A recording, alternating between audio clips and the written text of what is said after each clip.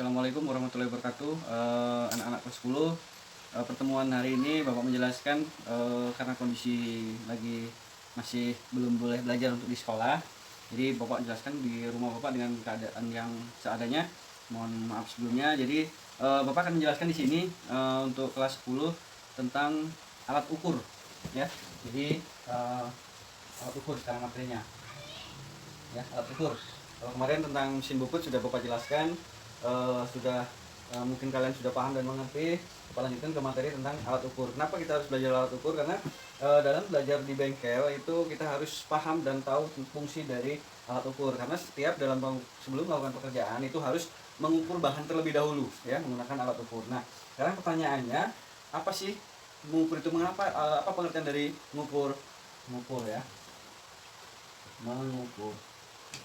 Mengukur adalah membandingkan antara besaran dan satuan, ya.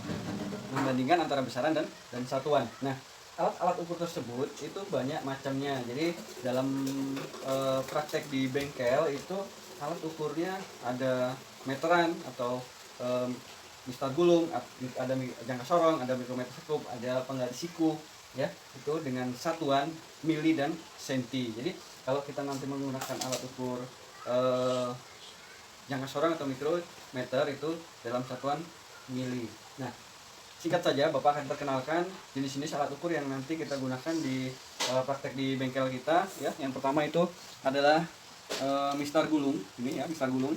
Kalau yang sering kalian biasanya gunakan itu penggaris, ya, atau mistar itu. Ini mistar gulung. Dalam mistar gulung itu satuannya dia sentimeter. Yang dibaca yang mana? Yang dibaca yang bawah, yang untuk satuan senti, ya. Dari 0 sini 10, berarti sini 10 cm, dan selanjutnya kalau yang atas untuk apa? Yang atas itu untuk ukuran inci, ya, untuk ukuran inci. Jadi kita pakai yang bawah untuk mistar gulung, ya, atau penggaris kalian yang biasa gunakan. Nah, untuk berikutnya yaitu ada alat ukur namanya mikrometer skrup. Nah, ini alat ukur mikrometer skrup, ya. Di dalam alat ukur mikrometer skrup itu ada skala utama dan skala nonius. Skala utama adalah skala yang diam. Skala nonius adalah skala yang berputar. Nah, fungsinya ini untuk mengukur ketebalan plat, ya. Yang maksimal dia kalau di sini ketebalannya 0,0 mili untuk tingkat ketelitiannya. Untuk tingkat ketebalan dia disesuaikan dengan jarak antara penjepit ini. Jadi nanti benda kerja akan dijepit, ya. Kalau kita mengukur ketebalan itu benda kerja akan dijepit di sini, ya. Dijepit dengan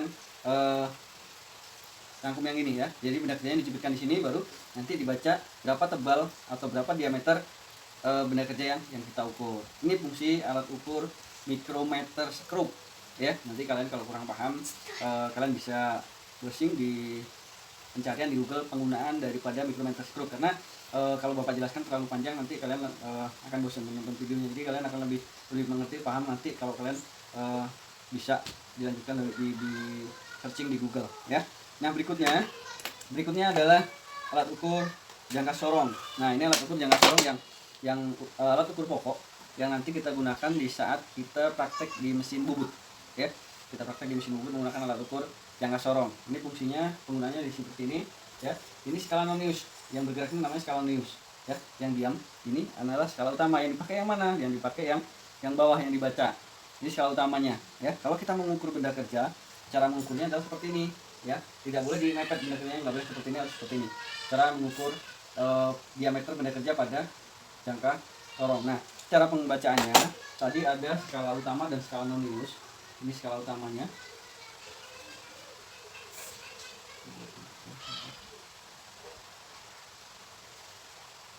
Nah, ini skala noniusnya yang bawah, ini skala utama, dan yang bawah ini skala nonius, ya. Nah, kalau kita di sini 1 2 3 4 5. Nah, di sini dia 0. Yang ini skala noniusnya, ya. Cara pembacaannya dia kalau mengukur itu ada komanya. Misalnya di sini, ini 0 1. Di saat penjepitan benda kerja tadi, ya. Penjepitan benda kerja yang begini, ya. itu dia posisinya katakanlah di sini ya, nolnya titik nol pada skala noniusnya itu dibacanya 12 mili ya, diameternya 12 mili, 12 mm. Nah, untuk komanya nanti di garis skala nonius itu ada 0 garis pendek, 1 garis pendek, di sini 2, nah di sini garis pendeknya. Nah, untuk mencari komanya tadi dia ini kan 1 dibaca 10 katakanlah ya, karena pakainya puluhan. Ini di sini 2 berarti puluhan, di sini 3 30. Kalau di sini berarti 12, dibacanya 12, cari garis di skala nonius yang sejajar dengan skala utama. Ini sejajar nih. Sejajar itu adalah garis segaris dengan skala utama, dan skala nonius itu segaris. 0, 5, 10, 15, 20, 25. Berarti 12,25 ya. Kalau dia yang sejajarnya di sini katakanlah ya, sejajarnya di pas 1 ya 12,10 ya. Terus dia kalau Bapak contohkan lagi, ini skala utama 1 2 3 4 5 1 2 3 4. Nah, katakanlah kita mulainya di sini udah 2 3 4. Nolnya panjang ya, enggak usah kita tulis. Nah, posisinya di sini. Nah, noloniusnya. Nah, ya. Di 1. 2 1 3. Nah, kalau dia posisinya begini, berarti dibacanya 20,25 ya, karena di sini yang sejajar segaris dengan skala utama dan skala nonius ya. Itu penjelasan pembacaan pada alat ukur jangka sorong ya yang kita gunakan. Ini sebenarnya kalian harus praktek satu-satu di saat nanti kalian sudah masuk di sekolah. Kita coba tes bagaimana cara membaca jangka sorong yang akurat. Di sini keakuratan jangka sorong itu di sini tingkat ketelitiannya adalah 0,05 ya. Jadi tingkat keakuratan alat ukur ini adalah 0,05. Kalau Anda ini pun salah itu 0,05. Jadi di dalam mengukur itu tidak ada yang ukuran itu pas. Kenapa? Karena setiap ukuran yang digunakan untuk mengukur satu benda itu pasti ada bedanya ya, itu berbeda. Kalau kalian lihat kaca itu ukurannya rata, setelah kita ukur dia akan 5 orang mengukur ketebalan kaca, pasti dalam 5 orang itu ada pasti semua ada tidak yang sama ya, ada tidak yang sama. Jadi ada selisih ukuran, ketebalan ukurannya akan berbeda-beda. Itu kalau kita menggunakan alat ukur. Nah, itu perkenalan untuk alat ukur yang nanti kalian gunakan di praktek di bengkel ya. Tadi ada mistar gulung, mikrometer, jangka sorong. Nah, ini yang utama di jangka sorong, karena kalian nanti harus bisa paham, mengerti bagaimana cara mengukur menggunakan jangka sorong di mesin bubut. Karena yang kalian praktekkan di mesin bubut itu nanti penyayatannya itu menggunakan mili. Kalau kita mau bubut 1 mili itu berapa garis skala nonius yang harus diputar pada eretan lintang kemarin yang Bapak jelaskan di praktek mesin bubut ya. Nah ya, untuk kalian nanti akan lebih jelasnya, Bapak sih untuk lebih puas untuk menjelaskannya memang harus tatap muka. Jadi kalau sebelum kemarin nggak ada pandemi, Bapak tes satu-satu dari alat ukur mikrometer, mistar gulung, sama jangka sorong ya. Nah, setelah dia nanti selesai paham tentang alat ukur itu, kita belajar gambar teknik. Nah, nanti Jumat depan Bapak kasih penjelasan lagi atau tugas tentang bagaimana gambar teknik. Kenapa? Karena di setiap praktek di bengkel ya, kita membuat produk itu acuannya adalah gambar.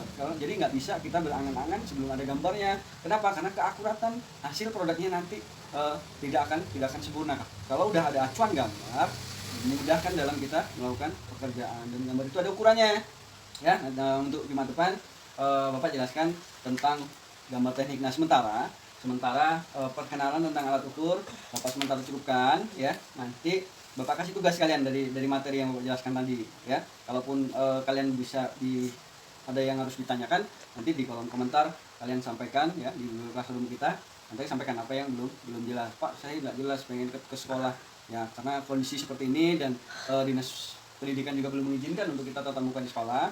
Jadi untuk sementara kita belajar lewat online. Oke, itu aja sementara Bapak sampaikan ya. Sebelumnya Bapak mohon maaf kurang dan lebihnya. Bapak ini, assalamualaikum warahmatullahi wabarakatuh.